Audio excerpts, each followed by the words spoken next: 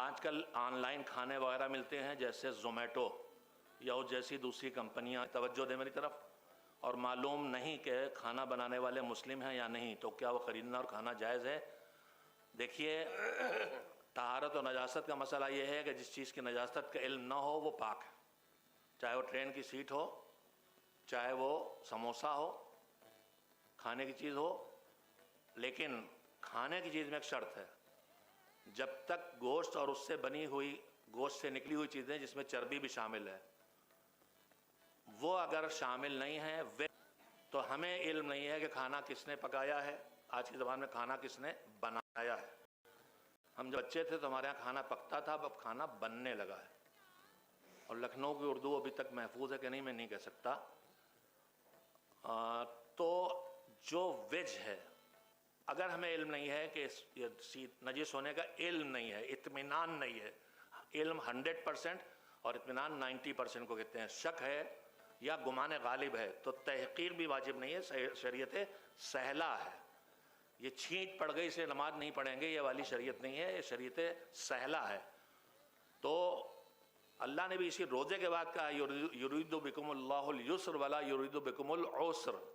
रोज़े न समझना कि अल्लाह सख्ती कर रहा, अल्लाह तुम्हारे लिए नरमी चाहता, सख्ती नहीं चाहता। तो मैं समेटूँ जवाब, वेज है और आपको पता नहीं है किसने पकाया, तो ज़ोमैटो चाहे टोमेटो कोई लाए, आपको नहीं पता है कि कहाँ से आ रहा है या कहाँ से आ रहा है भी पता है, मगर आपको नहीं पता कि उसने पकाया है, तो उसका खाना जायज़ है। मगर यही मसला और बता दूँ, यह है फ़िक़ही मसला, लेकिन उसके साथ एक होता है शरई असर, हराम व हलाल जायज़ नाजायज़ होना, एक होता है असर वज़ई, यानी उसमें जो आग है तो जलाएगी, जहर है तो मारेगा।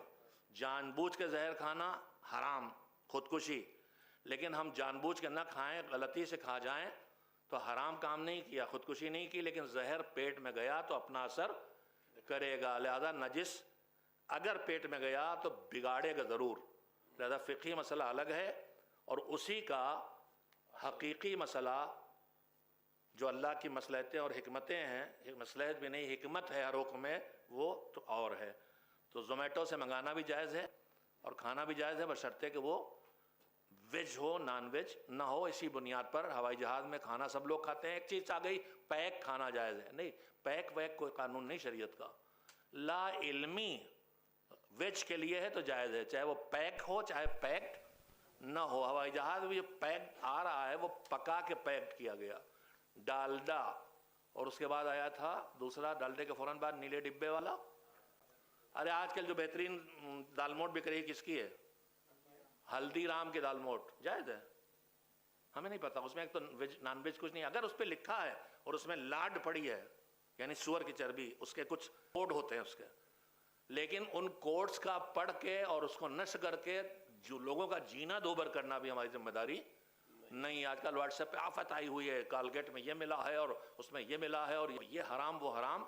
ये जो देख से ज़्यादा चमचे गर्म हो रहे हैं, माफ़ करेंगे, लेकिन देख से ज़्यादा चमचे गर्म हो रहे हैं, ये भी ज़रूरत नहीं। शरीयत सहला को शरीयत सहला रहने दीजिए। अपने लिए भी इल्म हासिल करना ज़रूरी नहीं है, जहालत काफ़ी है। लेकिन जहाँ से हैवान या उससे निकली कोई चीज़, चर्बी, हड्डी गुड्डी, रस, जूस, उसका जो भी है आ गया, वहीं से वो हराम है, जब तक कि उसका अगर वो मुस्लिम के हाथ से नहीं आया है। और मुस्लिम कह रहा ज़बीहा है, हलाल नहीं कह रहा, ज़बीहा कह रहा है। आजकल एक खेल और हो रहा है, हलाल लिख के माल बिक रहा, खूब खरीद रहे हैं लोग। हलाल लिखना काफ़ी नहीं, ज़बीहा होना चाहिए, और गैर मुस्लिम का उसे लाख ज़बीहा हलाल लिखे, भरोसा उस शरीयत के एतबार से वो जायज़ नहीं है। मुस्लिम कस्साब बेच रहा है, काफ़ी है, उससे तहकीक करने की ज़रूरत नहीं है।